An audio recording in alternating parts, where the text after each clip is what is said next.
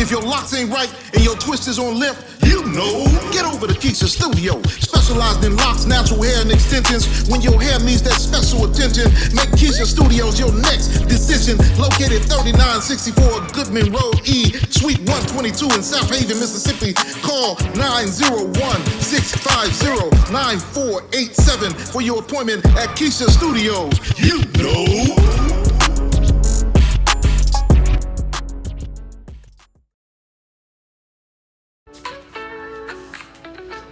I am Pam Ghostin, owner and creator of Candle Dessert Lounge, Mississippi's finest dessert and drink candles that are hand poured right here in DeSoto County. Our motto is dessert and drinks, 0 calories. We strive to create a vivid imagination of the delicious gourmet desserts and tropical drinks by offering a sweet and zesty vibe with an experience that ignites both your taste buds and sense of creativity. We also do candle making parties, whether it's for a private party, birthdays, anniversary, bachelor or bachelorette parties, business team building. We can do a party for any occasion. For more information, call 662-460-5035. Also, check out our website at candledessertlounge.bigcartel.com. If you're looking for those one-of-a-kind gifts, our candles are perfect for you.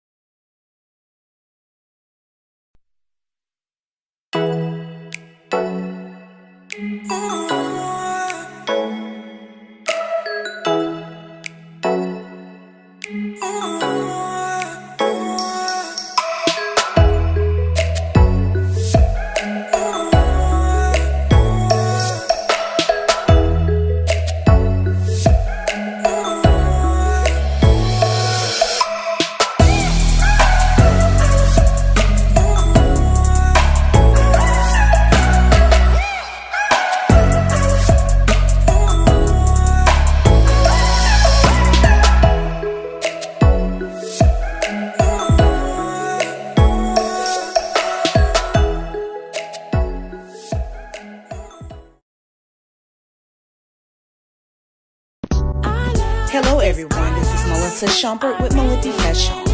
Come out to our store location.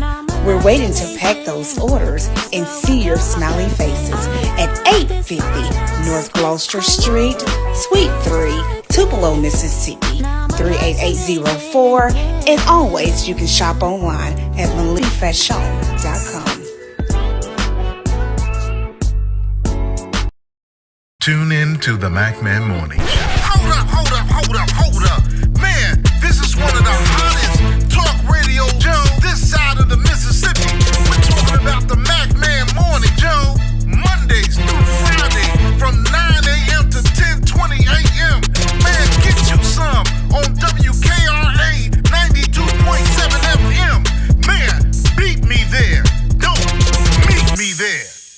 The Lorraine Motel in Memphis, Tennessee. He was just 39 years old.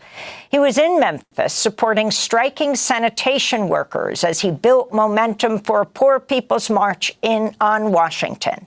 This is an excerpt from Dr. King's last speech, which he gave on April 3rd, 1968, known as the speech, "I have been to the mountaintop."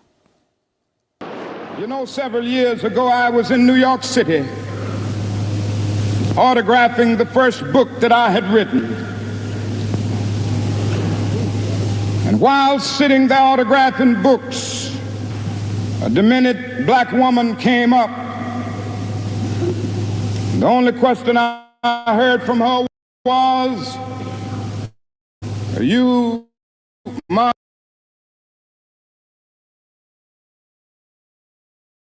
Luther King?" And I was looking down writing and I said, "Yes." The next minute I felt something beating on my chest. Before I knew it, I had been stabbed by this demented woman. I was rushed to Harlem Hospital.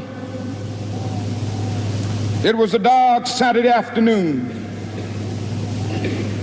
And that blade had gone through and the x-rays revealed that the tip of the blade was on the edge of my aorta, the main artery.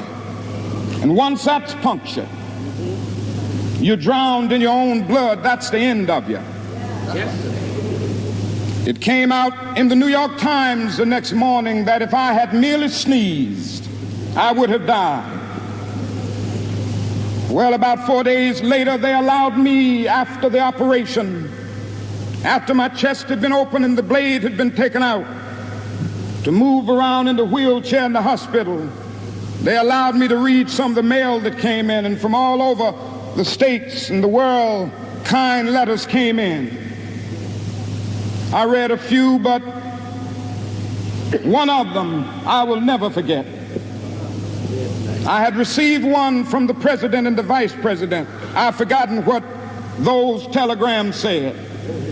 I'd received a visit and a letter from the governor of New York, but I've forgotten what that letter said. Yes. But there was another letter that came from a little girl, a young girl, who was a student at the White Plains High School. And I looked at that letter, and I'll never forget it. It said simply, "Dear Dr. King, I am a 9th grade student at the White Plains High School."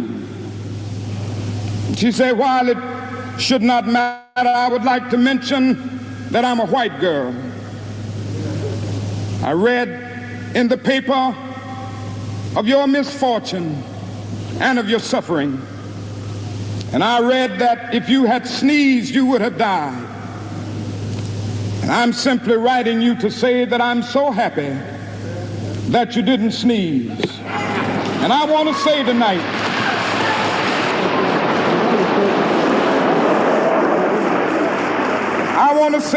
that I too am happy that I didn't sneeze, because if I had sneezed, I wouldn't have been around here in 1960, when students all over the South started sitting in at lunch counters.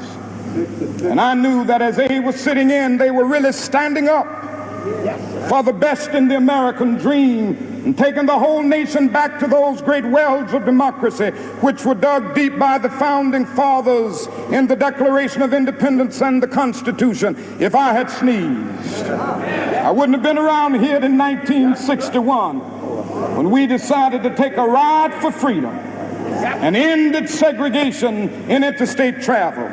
If I had sneezed, I wouldn't have been around here in 1962 when Negroes in Albany, Georgia decided to straighten their backs up. And whenever men and women straighten their backs up, they are going somewhere, because a man can't ride your back unless it is bent. If I had sneezed,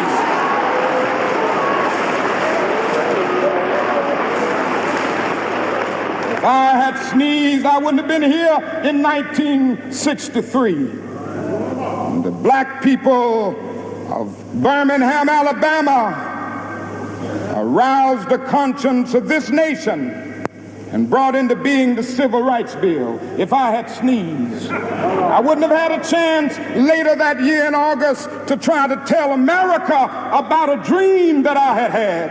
If I had sneezed, I wouldn't have been down in Selma, Alabama to see the great movement there. If I had sneezed, I wouldn't have been in Memphis to see a community rally around those brothers and sisters who are suffering. I'm so happy that I didn't sneeze. And they were telling me, now it doesn't matter now. It really doesn't matter what happens now. I left Atlanta this morning, and as we got started on the plane, there were 6 of us. The pilot said over the public address system, "We're sorry for the delay, but we have Dr. Martin Luther King on the plane, and to be sure that all of the bags were checked, and to be sure that nothing would be wrong on the plane, we had to check out everything carefully, and we've had the plane protected and guarded all night. And then I got into Memphis. And some began to say the threats, or talk about the threats that were out. What would happen to me from some of our sick white brothers. Well, I don't know what will happen now. We've got some difficult days ahead.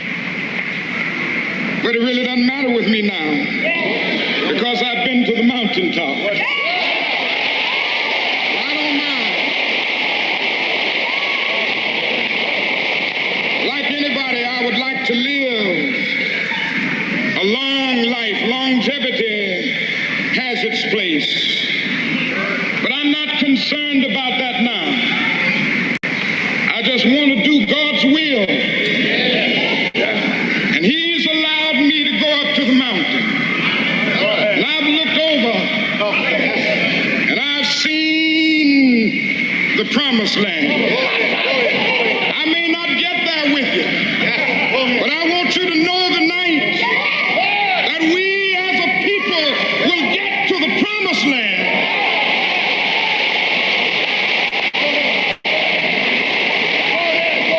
So I'm happy tonight. I'm not worried about anything. I'm not fearing any man. Mine eyes have seen the glory of the coming of the Lord.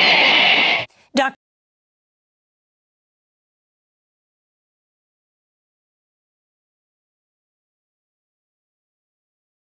And a grand rising, great day, grand rising, great day to each and every one of you. This is the Mack Morning Show, each and every weekday morning at 9 a.m. Central Standard Time. That's 10 a.m. on the East Coast, right here on Mack Media 3 Productions. And we'd like to welcome all of our listeners from our country and around the world on Hot Talk Radio and Television Network International, all 50 states and countries outside of the U.S.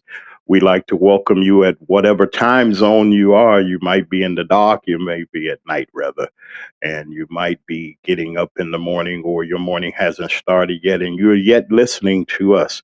To all of our listeners, each and everywhere, our armed forces members in Alaska and in Japan. We'd like to welcome all of our listeners in Louisiana, over in Texas, and North Carolina. We'd like to say grand rising to all of you. Grand rising to Deacon Alvin Moore and his wonderful caregivers. That's Miss Sharon Reed, and that's Apostle Anthony Reed, taking great care of the deacon. I hope he's doing well, which I have heard he is doing well. To Candle Dessert Lounge, as Pam G is here. We want to thank all of you for being here. Let me say good morning to Miss Jessica Starks of the Bond Group, and to all of you that are here on this morning, on this MLK Day. It's the 19th of January, the day of his birth. It is 2026. It's a little chilly outside. And this morning, we're going to do a little talking, just have a little conversation. And I asked the question, have we really overcome yet? With that wonderful speech, and the picture that you see is Dr. King on Hamlin Street in Chicago, 1966. This picture in particular is very, very, very,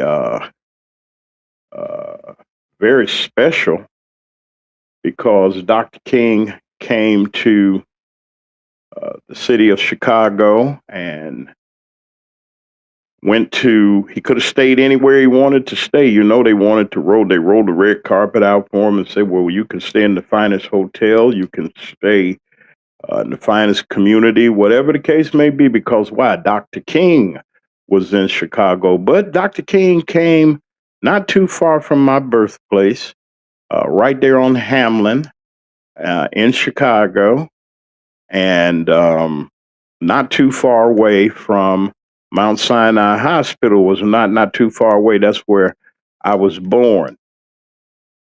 In K-Town in Chicago, all of my wonderful friends and listeners in Illinois, like to say good morning to Mika Light, WRFU, and our listeners in Holly Springs, Mississippi. We know that there was a tragic plane accident. Two people were unalived, and we're praying for those families. We're praying for the community of Holly Springs, Mississippi. Have we really overcome? Have we really overcome with the news and the news of hatred and this madman that has created all of this havoc? Have we really overcome yet? As we look around and the disparities of America, and with the threats of war, and with poverty still running rampant, with the school systems out of whack, have we overcome? Have we really overcome? Have we gotten to a point where we've gotten complacent, that we gotten settled, or we gotten satisfied with the way that we've been treated in this country as a people? Have we really overcome? Have we really overcome the circumstances of not being separate and unequal, not being treated the way that human beings need to be treated? I just asked the question to you, ladies and gentlemen, and brothers and sisters: have we really overcome? Or do we just take this day? Do we take this time to take the day off, and we can lay in the bed and we can relax and consider it as a day off? The garbage man, everybody's off today, except our first responders, which we're grateful for all of them. But have we really overcome in economics? Have we overcome in education? Have we overcome with the school systems in Mississippi telling us that we got to take public money and give it to the private academies that did not want Black children to go to the same schools as their children? Have we really overcome? Have we really overcome? And that's a question that has been echoed, and the sentiments has been out there for many years, from Fannie Lou Hamer to this point that we have Priscilla Williams Teal. Have we overcome? We can overcome. Can we overcome? Can we walk with our brothers and sisters, whether they may be white, black, or whatever color they are, and they see the plight of the people and say, hey, I'm going to throw my hat in the ring? Have we overcome? Have we overcome? Are we so enamored to a point that we're and chauvinistic that when people have stepped up to the plate and said, we see the plight of the people, and I want to help, and I want to get into government and try to help the sisters and brothers everywhere, trying their best to make a difference, trying to help us to overcome? But have we really overcome? Or are we just whistling Dixie and twiddling our thumbs? Have we, or will we ever break the chains of poverty, of lack, unequal opportunities? Or we just out just saying, well, today, on this great day that we have, and we do salute this great man, do we still uphold the standards that Dr. King set out to do, gave his life? Many others have given their lives marching and demonstrating. And even we can bring it into today. They got mad at us this week, as in Minnesota there was a demonstration, the anti-ICE Nazi rally was on one side and the pro-Nazis were on another. And one man got bold. He thought he could make jokes.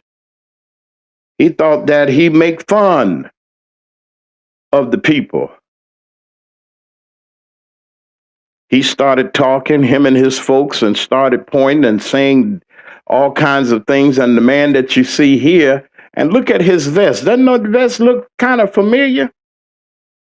Look like one of them ICE men, Nazis, standing up on the capital city in the capital, standing there, spewing out hate. And even when he did that, talked about black people, called them niggers and everything, and jigaboos and monkeys, gorillas, and saying that we were in the zoo, talking about black people. Now, we ain't got a dog in the hunt. We were born here. We were brought here. We were forced to do their labor. We were forced to wash their clothes and nurse their children. Our grandparents had to nurse their children and wash their toilets and take their abuse. And that's just for the sisters. But the men were in the fields, sun up and sun down, evil and mad in their hearts because they felt that they were locked in. And this man in 2026 thought that he could stand up and talk about folks and say what he wanted to say. And we're supposed to take it. And they love the man that's orange that lives in the White House. But oh, what happened? So, Mr. Mack, you know, the man talking, you got this man up here, and they were getting ready to do something to him. Let me see if I can. They're getting ready to do something to him. And lo and behold, ladies and gentlemen, brothers and sisters, lo and behold, this man thought that he was funny, being funny. It's nothing that's not a laughing matter when a people is attacked, when a people is accosted, when a people feel that there's no hope, when a people feel that their families will not make it. How would it feel? Ladies and gentlemen, brothers and sisters, the man stood there right on the brinks, and Dr. King's holiday, as we call it, we're so sacred in things. We remember all kind of days, July 4th, Christmas, and all these other days. But you know something? Somebody had to sacrifice. And so this man that you see here, I ain't even going to mention his name, but it's worldwide. Same vest, same everything, going out there, him and his white brothers and sisters. I can't apologize for them. Them are y'all folks, y'all got to straighten them out. But he got into a little trouble.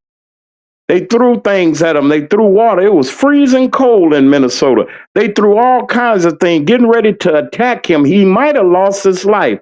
Oh, but for this. The brother had to come up and shield him and come up and talk to him, first of all, and tell him, say, first of all, you ain't got no business up here. Second of all, we're not going to let you attack our people. But third, check this out. I'm going to get you out this crowd. And it was this man. I wish I could find him. I wish I could find him to bring him on. He needs flowers pinned on him because in the midst of hatred, in the midst of this man in the White House acting a fool, talking about he's going to take people's land and sovereign countries and going to get presidents and the Congress is letting them do it, black and white that's there. Y'all could stop him right now. You can call a vote on the floor of the House and impeach him. Take it right to the Senate that same day. You ain't got to debate. Let them do whatever they need to do, but have it in your heart to put that joker out of office. And they haven't done it yet. You ain't got to worry about the Epstein files. There's enough of these hackers and people out here that got computer knowledge. Put it out there. Why y'all waiting? What is the problem? But this man was in trouble. He about to get his head snatched off. But the brother, out of all of these people that were getting ready to do something to him, it was this brother that said, I'll get you out of trouble, and led this man to safety and to his cars. There was no harm, because what if that man would have lost his life? What if they would have attacked him? It would have gave every opportunity to the orange man to send the insurrection or announce the Insurrection Act and put the soldiers of the United States of America, which has not happened, on the citizens of this country. Somewhere, Dr. King said he read somewhere that there was a freedom of speech. He said, I've seen somewhere there was a freedom of religion. I've seen somewhere where that we have the right to protest peacefully as citizens against this government. Somewhere he read that there was supposed to be, it's supposed to be not supposed to be separate, but equal, but supposed to be equal. We the people. Who the people? Them the people. Yet and still in all, they made us slaves. They took away our dignity. They took away the name. They took away even the culture. They took away everything and said, you're going to work from sunup to sundown. You're going to do what we tell you to do, and we'll do anything we want to do with you. There was a law on the books in the state of Mississippi that says that not only are we 3/4, but we like a dog. We was property. We like a piece of a car or something that you got title to. You belong to us. There's no way God is into slavery. And let these people that have brainwashed, then imagine this on the slave plantation. And I'm not talking about black and white, because we got people that of another persuasion and other persuasion that are helping us, that are in the fight. It's not just us this time. It's everybody that's against this totalitarian regime. And then we sit back and not even vote. Yeah, it's our fight this time. It's our fight. And we got to how do we stop them? Let me tell you, Brother Ali said, you got to vote. You got the power. We got the power. It's the greatest equalizer. If Dr. King would have sneezed, would we have the genius and the words that would say, if Dr. King would have sneezed? When someone attacked him that was out of their mental health was going, something was happening. Even today, we still suffer with people that are out there with mental health issues, and they can't get anything because why? There's no insurance for them. There's no place for them to go other than the jail. And if you put them in there, not just having a behavioral problem and mental health issues, we throw them in the garbage. Oh, if Dr. King would have sneezed. If he'd have sneezed, would I be behind the mic? Would I have an opportunity to ride a fire truck or be a commander in the fire department? Would I be a journalist? Would I have the opportunities that I have today if Dr. King would have sneezed? Good morning, Diane Black, and your wonderful father. Good morning to you all. Forgive me for not saying anything. So this man was saved out of all the hate and all of the anger and all of the name calling and all the things that he said. Look who had to come and save him from the mob. Oh, they get real cowardly. You get to crying and suffering. Oh, please don't hurt me. But you was up there talking about people, calling us out of our name, saying we was in the zoo. Isn't that something? They say that we was in the zoo, we the monkeys and everything. He talked all that talk, but when they was ready to whoop him, take his life from him, the same person that you talk about may be the person that's going to save your life. Oh, he was up there talking all kinds of foolishness in his ice vest, like it was going to intimidate somebody. But we're not going to let nobody turn us around, because we got to keep on walking. We got to keep on talking. We got to put people in office that are going to help us to get to where we need to go. We got to put people in office that will have a fair shot. We got to put people in office that won't shyster us or let the shysters get to us. We got to understand that we're living in some dangerous times, times that I never thought that we would see. But here we are at a crossroads, wondering what to do. But I tell you, God is not going to forsake his children. Grand Rising, good morning to each and every one of you. It is 9:34 in the AM. If you had to be there at 9 o'clock, you know you're running late. But please, please, please don't rush if you have to be at work. And if you're listening to us, listen to us as we this very special program, this very special broadcast on Dr. King's Day. I got another question, ma'am. What if it was a black woman? And we already know what would happen then. We'll be back. Fake Democrat, MAGA-loving wolf in sheep clothing. Scott Cologne. His mouth is moving, but he's a black lion Mississippi attorney. Yes, another Mississippi attorney endorsed by Congressman Benny Thompson. And he wants to distract you long enough for you to vote for him and send him to Washington, D.C. There's a real Democrat out there providing hope for Mississippi. And because she doesn't have a major endorsement or goes by the title attorney, she's considered the underdog. Priscilla Williams Till does not scratch where it doesn't itch, like her fake Democrat MAGA voting opponent, Scott Cologne. Remember Priscilla Williams Till in March at the polls. Priscilla Williams Till is fighting to rebuild Mississippi from the ground up, and she has never voted for a government shutdown where your EBT and food stamps will be affected like attorney Scott MAGA-loving Cologne has. Priscilla Williams Till campaign is built on a simple truth. When Mississippians are healthy, educated, and living in communities with clean water and strong infrastructure, our state thrives. Don't fall for the lies. Scott Cologne is fake. Priscilla Williams Till is the underdog, but she is the real Democrat in this race. Let's hear from Priscilla. Voted in their primary and also registered as a Republican in there. So we know without a shadow of a doubt that Mr. Cologne should not be running in this Democratic election for the United States Senator. Registered as a Republican. If he knows that he should not have been running and he tried to trick the Democratic voters, then he should be held accountable for that.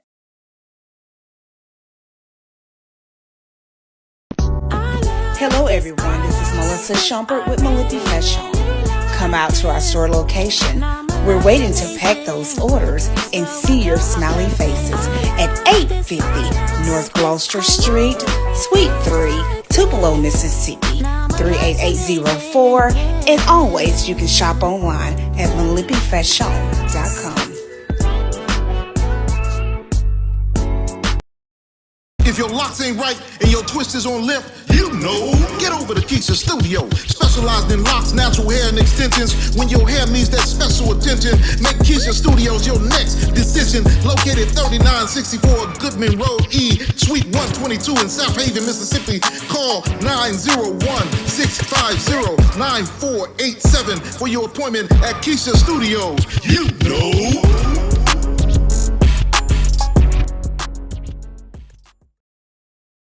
Tune in to the Mack Man Morning Show.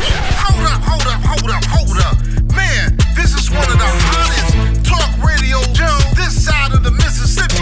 We're talking about the Mack Man Morning Show, Mondays through Friday from 9 a.m. to 10:20 a.m. Man, get you some on WKRA 92.7 FM. Man, beat me there. Don't meet me there. And it's 9:37 a.m. in the Central Time Zone, 9:37. And we know that it's a day off because of we're celebrating the life and the birth of one of the giants of our time, Dr. Martin Luther King Jr. I think he said he'd be 97, 98 years old. Well, wow, that's it's been a long time. And the King family, we salute them. We salute all of our freedom fighters and everybody that stands for righteousness and stands for justice. And those of us that stand for truth. I'd like to say good morning, Grand Rising to all of you all. I know that some people are sleeping in late and everything, but that's okay. You can catch the replay. Don't forget, you can always support the Magman Morning Show. We're here each and every weekday morning at 9 a.m. Central Standard Time. That's 10 a.m. on the East Coast, right here on Mack Media 3, Mack Media 3 Productions, Hot Talk Radio and Television Broadcasting Network International. Everybody, like to say hello to all of our wonderful listeners and viewers in the United States and around the world and various countries that are waking up, maybe going to sleep or something. I don't know. But, there are different time zones around the world, and it's just good to be able to be heard that if somebody clicks us on and turns us on, we're there. I'm blessed. We're blessed to be able to do this and to be a part of this wonderful network. And there's nothing but great things that are coming our way. I want to say to all of you that look forward to some new supporters. We're trying to get things in order. And if you like to support the Magman Morning Show, not begging, not pleading, not anything like that, you can, as you can see on the screen, right beside our name. That's our Cash App. If you'd like to help us to continue our work here, we will continue, but your gifts are welcome and graciously appreciative. And I can't say more than enough. I want to thank you all, everybody from everywhere, for what you do. The House of Representatives, the legislature is in most of our states, especially in the state of Mississippi, and I want to talk about briefly what happened, and from our observation, what happened. And this has a lot to do with this separate, and they say separate segregation. The Mississippi schools and the Mississippi Department of Education, somebody down there decided that the private schools, they call them academies, which were established because when the Supreme Court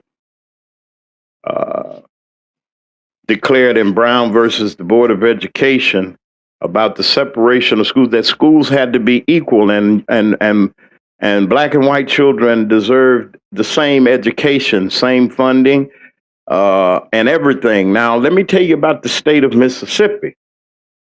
Now, in the state of Mississippi, it was totally separate. You wasn't going to be able to.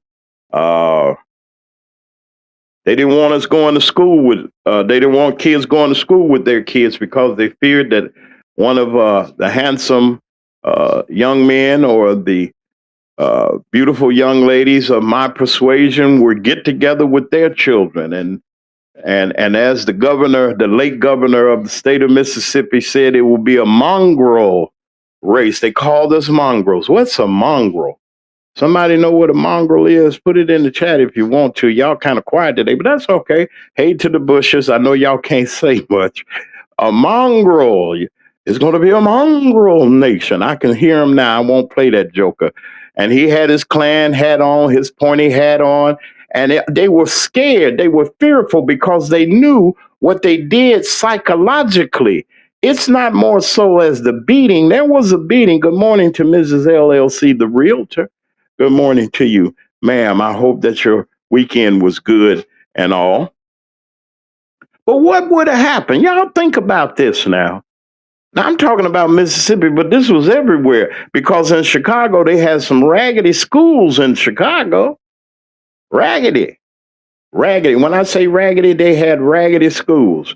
Then they had these things, they call them Willis wagons, but back in my day, I call them the mobile units. Oh, the 007, 001, 002.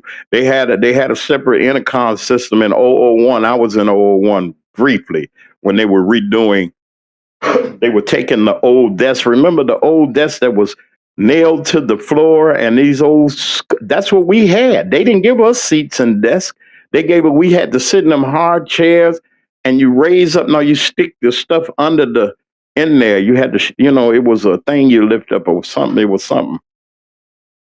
So they were redoing our classrooms, and we had to briefly go down to the mobile units, which were, out there outside of the separate building, because they said because the district was growing so in these neighborhoods like Roseland and Pullman, which were all white at one time. Then white flight happened, and they just went everywhere, and those schools were left, and they didn't want it to spread. So they said, in order for us to keep the black kids in that district and keep them from moving around, we're going to isolate them. Let's make these mobile units. And we were on top of each other.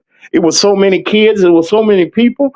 And they tried their best, separate but equal, even in Chicago. So let's go back to Mississippi a little bit, because this is the case study for such. I know a lot of y'all wasn't around and things like that back in the early 70s and so forth and things like that. So keep living. You're going to live. And that's what another thing I want to tell people. Keep living. Your birthdays are going to go up. They don't go down. They go up. Okay. The age goes up. Your hair going to get gray if you keep living, if you live long enough. I'm grateful to have mine, because there's so many classmates and friends and loved ones that did not get gray hair. And I'm blessed to have mine. So you say what you want. Anyway, down there in the legislature, they voted 60 to 58 or 50 something. It was real close, that they will give public school money. Now, the school's already raggedy in Mississippi, black community in the Delta and certain places. They need to upgrade. Some of them need brand new schools. They've had the same schools forever. They're going to take that money, the bare minimum that they give the other districts more. Hey, we got a tax base and y'all ain't got no money and this and that. So why should you have good roads and good schools? This is what they throw to us. That's what slavery was all about. Poverty, keep you broke, keep you not having. I hope y'all hear what I'm saying today. That's the way it was, where your kids go to these nice schools and y'all drive up and pick your children up and everything. And they would Billy and Bob and they got friends everywhere. Nothing wrong with that. Nothing wrong with being universal. But back in the day, your kids couldn't sit at the same lunch counter nowhere, drink out of the same water fountain nowhere where white people were. And I'm not knocking them. I'm talking about the prejudiced folks. Now, there's a lot of people of the other persuasion that, like our friend Stephanie Wiedemann and people like that don't see color. Yeah, we dark. Some of us light or whatever. But people made it a thing because of the Willie Lynch letter. Look that up, some of y'all. Do a little research and find out there was a thing that if they could keep us divided, the light Negroes versus the dark one, the house Negro versus the field Negro. It's still going on today. People are breaking their necks trying to look like what's on television. I ain't knocking you. You can buy what you want and wear what you want. You got a right to do that. I don't see a lot of afros. I see some. I don't see a lot of. We had a distinction. Although we were elegant, but we knew who we were. So they said, we'll take away their identity. We'll take away their culture. We'll take away everything that they learned, and they broke us. Yeah, they did. Like an animal. If you look at Roots, I'm not trying to start nothing. I'm just going to tell the truth, shame the devil. At Roots, when Kunta Kinte came over and they broke him, he said, what's your name, boy? He says, Kunta, bow, wow, bow, wow, bow, wow. Give him about 5 or 6. He's all right. Let's see what he say now. Okay, boy, what's your name? He said Kunta. All right, hit him a couple more. And as he went through all of that, eventually, the slave master who had this other slave beat him. He had somebody, a beater, somebody like they did Fannie Lou Hamer in the jail. They had a prisoner come and say, you better beat her or we're going to kill you. So what's your name, boy? He hollered Toby. That's the breaking. Because he knew if he said Kunta, they were going to kill. Either they're going to kill him, they're going to keep beating him until they couldn't be. But then he was property. We can't damage him. Huh? He ran, right? He was gone. Oh, we got to do something about this here. beat him to death, and Fiddler had him say, I'll take care of him. You know, the house, you know, Fiddler kind of had a little mercy with Fiddler. Y'all look at Roots. I'm just giving you my dissertation. So Kunta got big and grown. Big guy, John Amos. Y'all know who he was. James Evans on Good Times. Took off. Whom the slave catchers caught him. That's the ICE and the police these days. That's where the police really came from. The slave chasers. They got him. Brought him back. They said, all right, you gonna pick your own punishment. One, he said, oh no. They were going to dismember a part of his body. One was going to go. They were going to cut something. They gave him a choice. We can whack this or we can whack that. He chose the foot because he ran. They said, all right, whack him. Whack this foot out. You can't run. And then in his healing process, when he met his wife and they had children and Miss Kizzy was born, played with the Kizzy was because her mom was the house cook and house steward. That meant that Kizzy had an opportunity to get with the white children. See, that's what's happening in some of our places today. We think that we're comfortable and they are friends and we can read. They taught her to read. And they got mad at the little white girl when they said, why did you teach her to read? They did not want us to read, because they knew if we read and understood what they were doing, that we would be superior and it's not superior, but then we'll get the knowledge that we need to function in this world like we're doing now. They said we wouldn't be broadcasting. They said we couldn't be police officers, firefighters, or head nurses, or doctors. God help us, but thank God for Providence Hospital in Chicago training and many other programs that were training, because we had to super excel above them for them to even look our way. They were jealous. They were mad. Our athletics. We were the best in everything. And to the Chicago Bear fans, it's all right. We had a good season, you know, but they made us like property, jockeys and athletes and all kinds of things that they got now. That's all we're good for, making money. That's what we were there for, making money. And they manipulated our minds. Now you got thousands and hundreds of thousands and millions of slaves, and you had 2 or 3, 4 or 5, depending on the size or the size of the plantation. They had them slave scrub houses and slave masters, and they psychologically put in your mind that if you go against us, this is what's going to happen to you. They put men in front of their families and sodomized fathers, brothers, men. The slave master would get one of the straw bosses and say, do what you do to women to the men. That's what I'm talking about. Y'all know where I'm going. And humiliated him and say, look at how he looked. And he was looked down on. They still trying that nasty foolishness. We'll make an example out of them. So now if you do this, we're going to come. And they kept control of the mind. It wasn't more so physical than it was psychological. If I run, they're going to cut my head off. They're going to cut something off. They're going to beat the daylights out of me. They're going to do something. They're just going to hang me or whatever the case may be. So you didn't have folks just running away. Then it was Nat Turner came along and said, all right, I got this here. You come up on me, I'm going to do something to you because you're trying to do something to me. When Sojourner Truth, Harriet Tubman, with the Underground Railroad, leading thousands to freedom. And then some were so afraid, we don't want to leave our master. Psychological warfare. And they still waging it. Look at this man. Here we got a man that can barely stand up. His hands is ate up. He look crazy, sound crazy, acting crazy, and we scared of him. The Congress is scared of him.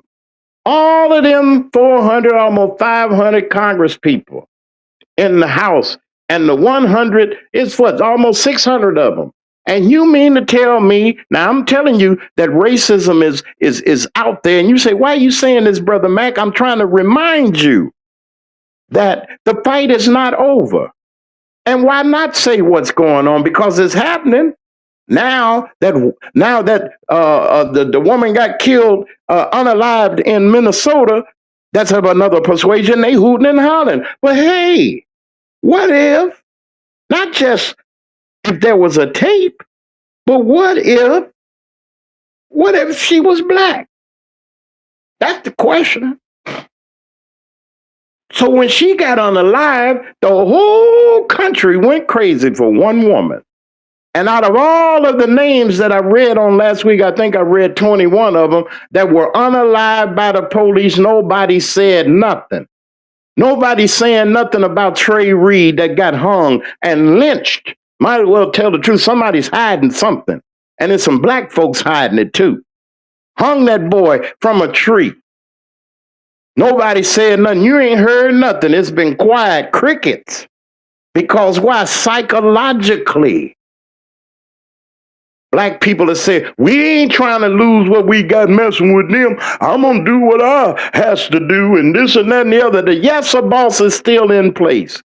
That's why when we look at the candidates that come before us and we look at the candidates, see, we had to do something. The only mechanism that we have in government right now is the Democratic Party, folks. But now, in order for y'all to get our vote, we can't, nothing gonna be changed unless it's us changing it. Meaning that when black folks got the vote, we got the vote. So what are we getting for our vote? Out of everything that's going on around about us, all of this that's happening, they killing these folks, they got the ICE and the Hispanics that don't like us. The Hispanics and other nationalities that look down on us. Look, where the black people, where the NAACP, where the Operation Push, where's the National Black Network? Why ain't they marching with it? It ain't our fight this time. We still fighting. 400 years we had to fight. Yeah, we was Republicans. Why? Because it seemed like the Republican Party at that time was for us. The Democrats were called Dixiecrats. They wouldn't let nothing happen. No civil rights bill, no voters' rights bill. We didn't have the right to vote. We was just property. 3/4 of a human being, they said that we were. What, the Constitution wasn't for us. The Bill of Rights wasn't for us. We was dogs. 1776, we wasn't, dude, they still was keeping slaves. George Washington, all of them, Lincoln, all of it. What was going on? Then they had a fight between the states. Say, well, black people, if you fight for us, we'll give you your freedom. We always got to fight for what we want and what we deserve. We got to fight for it. So our ancestors put on a blue uniform. And some of them put some gray ones on too. They wasn't fighting with us. They gonna fight with the master. And they fought, lost their lives. Some fought. The Buffalo Soldiers, everybody, they came together and they said, if this is what I got to do to get my freedom, doggone it, I put my life on the line. Oh, folks, have we forgotten? And it brings us to today. It brings us to today. The things that are going on. Mr. Man there with his ice vest on thought he was doing something and they about to beat the daylights out of him. Then he went to crying like a little girl, as they say. But we'll sit at home. We won't even vote. We don't care about the past. We sure enough don't care about the future. Because if we did care about the future, thank you, Martin G. Johnson, for this picture. If we did care about the future, she'd be president. But we got in our mind, the men got in their mind that they don't want a black woman to do anything. We don't want no woman president. They didn't want Hillary. You know they sure enough didn't want Kamala Harris. Black people. Chauvinists. Southern chauvinists. That's what I want to call. You don't say nothing. You do what I did. We turned the women into our slaves in the South. Don't you talk to nobody. You wash my drawers. You do what, cook my food. You do this and you do that. But then when the white man stands in your face, yes, sir, boss. Yes, sir. Yes, sir. I hope you mad. Get mad. I don't care. Doesn't matter to me. Must be telling the truth. Got quiet. It get quiet when you tell the truth. Get the replay. It's out there. So when the sisters started stepping up, they went to school. They got the training because men left the house. They were gone. So the mothers had to do something. You got these babies and you got to feed them each and every day. Not just 3 times a day. That's what they say that it is. But the baby to get to crying and they hungry. So a mother's not going to just sit there and let her baby just starve to death. She had to go to school. She had to go to the welfare office, be humiliated if y'all know what it is, y'all privileged and everything, and your mom, your dad, your folks didn't have to go to the welfare office, you blessed. Mine had to go. Because why? She had to feed her children. The prices were high. She didn't have or make enough washing sheets at the laundry. That's what my mother did. Wash the sheets at the laundry, hospital laundry. Had to wash the sheets at the laundry for $1.10 an hour. And had to work from sun up to sundown, get home, her feet are hurting and everything. That's why we took care of my mom. We knew when she got there, we met her at the bus stop with the dog, We met her, grabbed her bags, made sure when she got home, her house was clean, her bath water was ready, and her dinner was made. Because why? She was making it happen. Men have been reduced to nothing. They made sure that they knew if we ever learned to read, that's why education is so important. If we ever discovered who we are, if we stood up like a champion and regained our name and identity and refused and told them, as Brother Ali said, he said, them Viet Congs ain't did nothing to me. Why am I going over there fighting folks they ain't did nothing to me? Y'all can lock me up. I've been in jail 400 years. He said. We've been in prison since we've been here. Some of us still in prison. When our young men that are coming up now don't have any kind of home training or don't have any kind of standards, no kind of nothing, but out there thinking that they own a piece of property that they don't even own, claiming it. In my neighborhood. You ain't even paid no taxes. In my neighborhood, in my hood. And then here come the white policeman, and then you tuck their tail and run. I'm a gangster. I'm a boss. I'm a this. I'm a that. And then somebody else come along and make you run. But in the face of danger, men stood up. Dr. King stood up. Malcolm X stood up. Barack Obama stood up. Who's going to stand up in these days and times and help cover the sisters and if you really look at it, we got them. All we got to do is cover the sisters.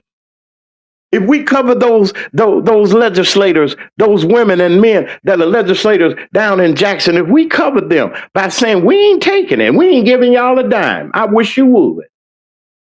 Then see, the white schools can pick and choose athletes. They can get the best athletes.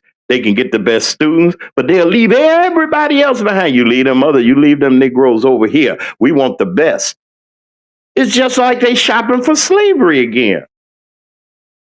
On the slave market, on the auction block, they act like they was looking at horses or something, or thoroughbred dogs or something, or mules or something. How strong is this buck? Do we talk back? Do we have to break him? What about this gal? Is she able to put out some more babies? We'll make him the stud and they can make more for it. That's what they were doing. Like the puppy mills, y'all got these dogs and these pit bulls and stuff. That's what they were doing to us. They considered us pit bulls, dogs and everything. But there was a pedigree of slave. Where the slave master found him one of the wenches, as he say, and had children, and they was light, bright, damn near white. No offense. I'm talking about the evil ones. No offense. I'm not talking about, y'all know, and if you got your mind right, y'all, I'm not talking about you. You know I ain't talking about you. Your ancestors. And them folks that came over here thought they can rule something. A Native American said on This Morning, I caught a glimpse of it. He said, I never would have believed. He said they came over here and they were lost. The Mayflower was lost on the sea. They didn't get to Greenland. They didn't get to Canada. They landed right on Plymouth Rock. They were lost. I don't know where they was going. They was lost and found themselves destitute. And what happened? The Indians saw they was getting ready to freeze and they was dying. Still on the ship. Didn't know what the food was, didn't know nothing. And the Indians, the Native Americans, showed them how to can, how to preserve, how to hunt, how to build houses. And once they got that knowledge, they turned on the Indians. Don't y'all see that today? We got a man in that house we got somebody, I ain't gonna call him no man. We got somebody in the house that's white, and they made sure it was white. Amen. They got the house that's white, and he doing the same thing. Who do you see up there at the press conference? We don't see a Martin or a Malcolm or a Barack up there, but we see Mo, Larry, and Curly. That's what I consider them. They're a joke. They think that they can go, and you know something? For you in the armed forces, there's a military code of justice. The military code of justice says you cannot obey illegal orders. That's what it said. And they investigating and trying to put people in jail for the very laws that they made. Ain't that stupid?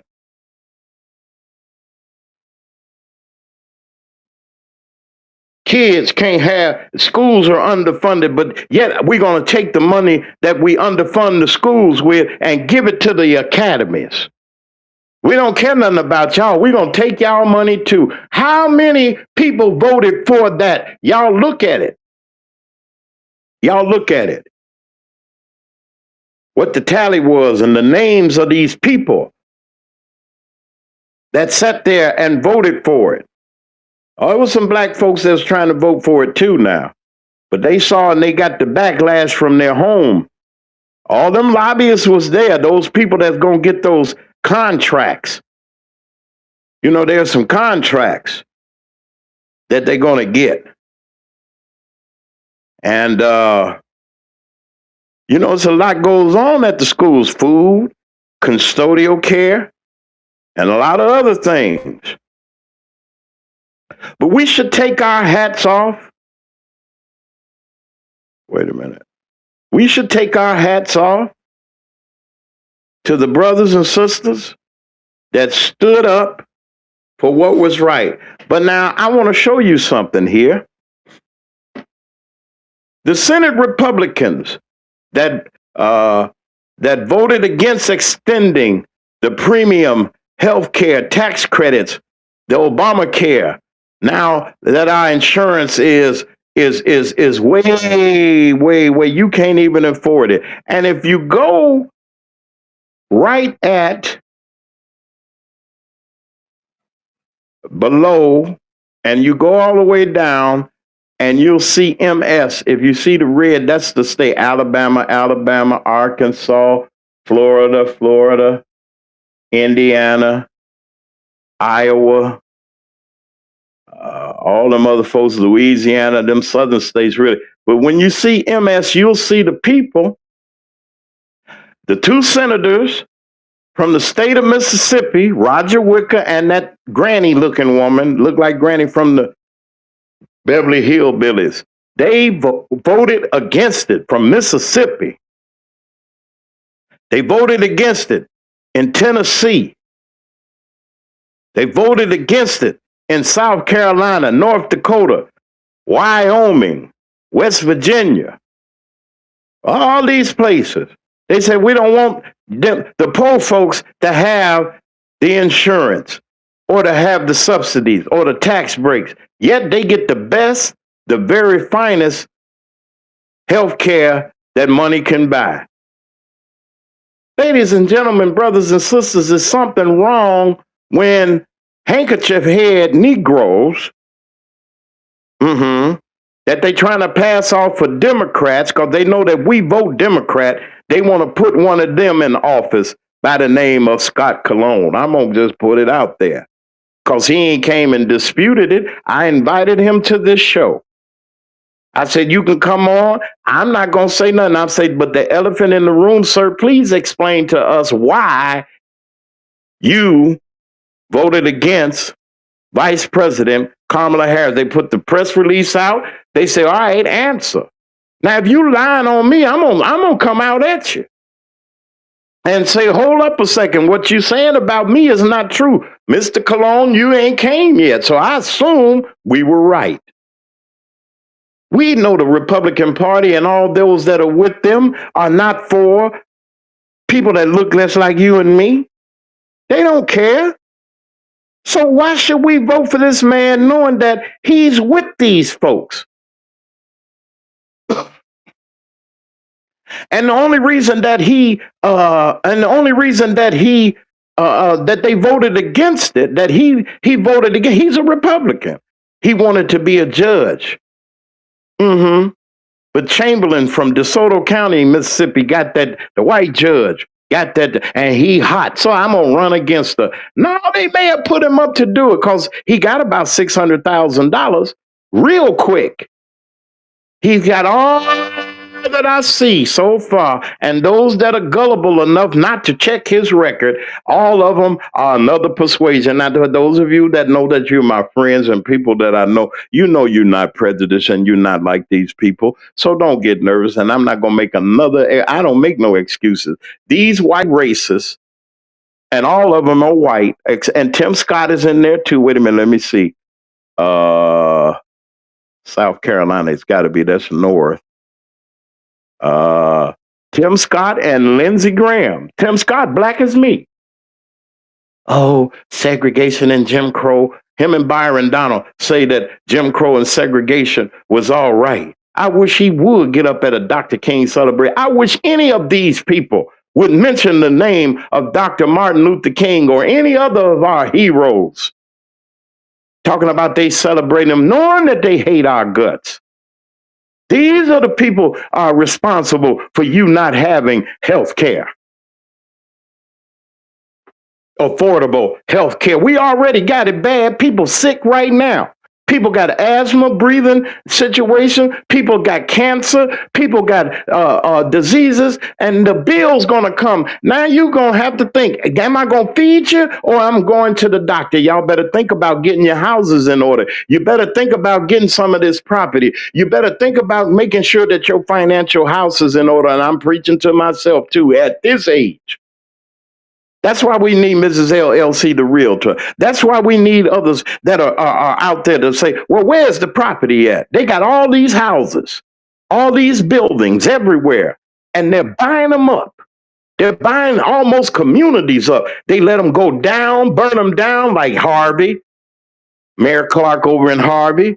You let your whole community just burn down. You getting paid good, got police at your house, but the city's burning down. The crime is ridden. You done laid off the police and the fight. Black man. What about you aldermen and all of you supervisors and all of you mayors and all of you people that got these positions in the state of Mississippi in black communities, and the black community is still raggedy, Benny Thompson? 30 years you've been there, ain't nothing changed. Still raggedy, still rolled down. You the head honcho in charge. You don't want nobody else in the Democratic Party there. You want to be the only one. Then you put your boy Scott, knowing he ain't going to win. He ain't going to beat her. You want to support somebody that would beat her. Talking about that Cindy Hyde Smith. Oh, but we got a candidate. Y'all getting mad because she's a black woman. What's wrong with that? Y'all get mad because we do got some friends that are white. Well, why are we getting mad about that? They mad at us because we got white friends. We got intelligent lawyers and jurists, doctorate degrees, people that know what it is to be fair in the judicial system. We got people that are trying to look out for us. to make sure that nobody cheats us out of our property and that people won't put quick deeds on our houses and sell them and then start as the squatting. That's why we need a judge like Meredith Hammer. That's why we need a recorder of deeds, somebody that will catch the jokers. When they come up to the recorder's office to record the deed, that you got to present certain things. That's what Miss Ford is trying to do. No, we don't want to do right. Fannie Lou Hamer said, I'm sick and tired of being sick and tired. I'll be back, y'all, in a couple of seconds. This is the Mack Man Morning Show. We're just going to take a quick break. I'll be back. I ain't through. I just want to let you know this Dr. King Day. We'll be back in a little bit. This is the Mack Man Morning Show.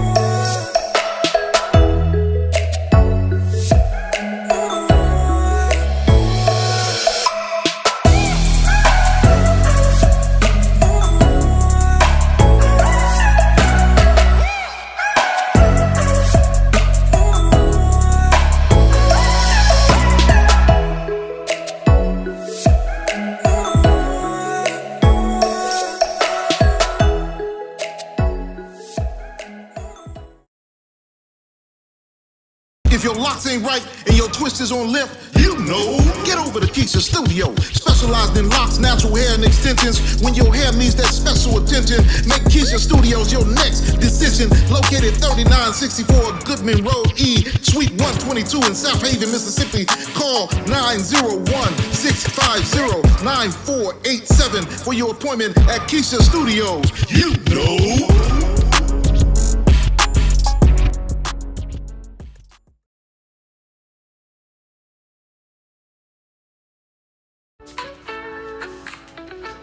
I am Pam Ghostin, owner and creator of Candle Dessert Lounge, Mississippi's finest dessert and drink candles that are hand poured right here in DeSoto County. Our motto I am Pam Ghostin, owner and creator of Candle Dessert Lounge, Mississippi's finest dessert and drink candles that are hand poured right here in DeSoto County. Our motto is dessert and drinks, 0 calories. We strive to create a vivid imagination of the delicious gourmet desserts and tropical drinks by offering a sweet and zesty vibe with an experience that ignites both your taste buds and sense of creativity. We also do candle making parties, whether it's for a private party, birthdays, anniversary, bachelor or bachelorette parties, business team building. We can do a party for any occasion. For more information, call 662-460-5035. Also, check out our website at candledessertlounge.bigcartel.com.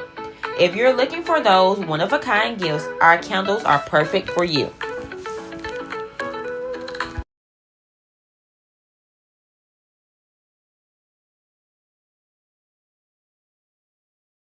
Fake Democrat, MAGA-loving wolf in sheep clothing. Scott Cologne. His mouth is moving, but he's a black lion Mississippi attorney. Yes, another Mississippi attorney endorsed by Congressman Benny Thompson. And he wants to distract you long enough for you to vote for him and send him to Washington, D.C. There's a real Democrat out there providing hope for Mississippi. And because she doesn't have a major endorsement or goes by the title attorney, she's considered the underdog. Priscilla Williams Till does not scratch where it doesn't itch, like her fake Democrat MAGA voting opponent, Scott Cologne. Remember Priscilla Williams Till in March at the polls.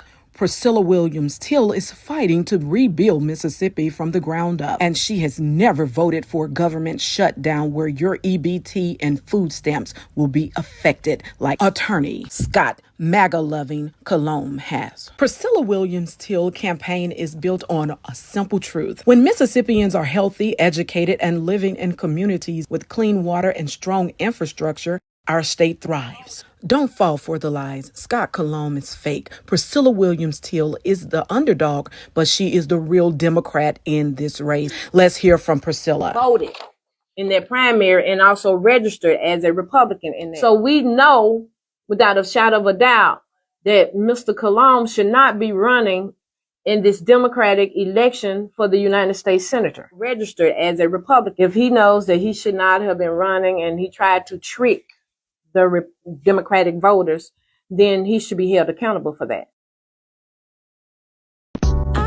Hello everyone, this is Melissa Schumpert with Melody Fashion.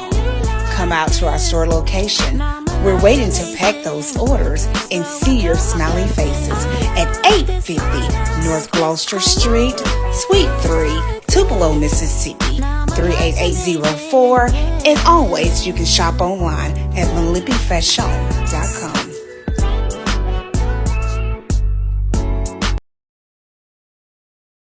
Tune in to the Mack Man Morning Show. Hold up. Man, this is one of the hottest talk radio shows this side of the Mississippi. We're talking about the Mack Man Morning Show, Mondays through Friday from 9 a.m. to 10:20 a.m. Man, get you some on WKRA 92.7 FM. Man, beat me there. Don't meet me there. Dr. J, I need me another intro. Of course, you all know that WKRA 92.7 no longer has our distributor license. We have a brand new broadcast network. In addition to our other outlets, we like to welcome each and every listener and viewer of our wonderful broadcast, all of you all from Hot Talk Radio and Television International, right here in the 50 states. We're here, and in countries around the world. I'd like to say grand rising to all of you all. Thank you for allowing us to be a part of your day in some way, shape, form, or fashion. Yes, we're on Instagram, we're on TikTok, Instagram. We even Facebook, our platforms. They got a MacMan thing they got going, and we'd like to thank all of our listeners each and every day that tune in with us on our YouTube channel. We want to thank all of you for your support and for giving us the consideration of coming to you each and every weekday morning, as we have for the past 2 years. It's been a good 2 years, and we're going to keep going doing what we do. As you see, I'm messing with a lot of things, trying to get our new control system together. Our cameras, we will be up. I'm about to shock y'all. There's some things that are getting ready to go on, and I want to thank all of you all for being here. Thank you for giving us this opportunity to come into your homes, your in your cars, your places of business, wherever you may be, giving us this opportunity to just give you a little information and inspiration right here on the MacMan Show. We're grateful for all that you, for all of you that have that support us, and we're grateful for everything and every time you support us. We're trying to move higher, and we need your help. We need an opportunity to do some things. If you like to support a broadcast and the things that we're doing here at the MacMan Morning Show, don't be afraid. You can. Don't be shy. You can, and it is fertile ground. And if you can plant your seeds, okay, you can help us out, and you'll see the difference. The difference is coming. I want to thank Brother Lee Mack, our wonderful co-host and chief commentator. I assumed that there was something that he had on his schedule, but he been with us for the last 2 years. Me and Brother Lee, we've been rolling, and I'm just grateful for him. Everybody need a little break every now and then, so I guess he say I got some stuff to do. It's never a holiday with Lee. Lee always doing something, and I love you, Brother Lee. Always will, and thank you for your support each and every morning, and for these past 2 years. It's not an easy thing doing, but I'm grateful that we have an opportunity to do what we do. And thank you, our listeners everywhere. Continue to support us, continue to pray for us, and we need you. And we're here for such a time as this. I hope you had a great weekend. Hope that your week is going to be wonderful. We got some guests coming in next week, and we got some surprises and some various things that are happening. We're keeping our eyes on the Congress. And we're going to listen to these. I'm going to see what these lying Republicans are going to be doing today. It's Dr. King Day. A lot of them, they didn't want to even have a holiday in Mississippi, Tennessee, Arkansas, Mississippi, and Louisiana. They really was trying to cut it out because they hated his guts. And that's bad when you hate somebody that bad, but you want us to sit there and celebrate Charlie Kirk. Okay, he was a racist. He was a bad what happened to him. And it ain't no different than what happened, y'all. They unalive this woman and unalive black people every day. And nobody lowered no flags. Nobody did no prayer visuals or nothing. But let it be one of them. They'll close down the whole government just to do it. They'll tell everybody, raise your flags down and salute to these people. And no offense to them, they do what they do. But let me say this before I go. And this is real important. Ladies and gentlemen, brothers and sisters, we got to vote our way out of this. We cannot sit home. We cannot sit home. Any of these elections, local, state, federal, this fool is trying, the man that's orange, that lives in the house that's white, he's a madman. This man is he's got, it's not, y'all call it dementia. This man is just possessed. The devil's has, so you really want to see Satan? There he is. That's Satan's child showing up, not Muhammad Ali, but the orange man is. But Brother Ali been trying, and when he was alive, and he came to himself and said, wait a minute, got to be something better, and fought. And they didn't come up against, not that, I mean, he's one man. They could have took him down, done anything, but he stood his ground. He stood his ground. And you know they got a new stamp out. Y'all that do stamp and still send stamps, y'all go get your Muhammad Ali stamps. They're out now. I know they hot mad. I know that the orange man was hot, but they put him out there. They put Ali out there. And they supposed to be changing the $20 bill over to Harriet Tubman. You know, if he stays in there, they ain't gonna do it. You know, they so I don't know why y'all hate us and y'all treated us so bad. Anyway, I ain't gonna go there. But anyway, y'all have a wonderful day. Please register and vote. Register and vote. If you don't know where, we're going to have some information for you so that you can go to your courthouses, go to City Hall, find out where you need to go register. It is important. And you should be registered. Those of us of some age and grown, we ought to be registered. And those high schoolers, you ought to leave out of the high school with a voter registration card and a diploma. We forget all about them. There's a whole lot of voters. They ain't even counted yet. They don't want us to. So that's all right. This is the Mack Man Morning Show each and every weekday morning at 9 a.m. Central Standard Time. That's 10 o'clock on the East Coast right here. Mack Media 3 Productions, Hot Talk Radio and Television. We're grateful and we thank you all for giving us this opportunity. And let me leave you with our affirmation. You don't have to be jealous of nobody. And I mean nobody. And I'll say it and I'll say it again, because once he gets through blessing them, he has more than enough to bless you. You have a wonderful day. Do an act of service. Go check on your folks. Go do something and do some service and help somebody today. Let's love each other. And as Dr. King would say, he may not gotten there with us, but I just believe that we as people will get to the promised land. Let us go and do and enjoy our day. Y'all be good. This is the Mack Man Morning Show. Good morning.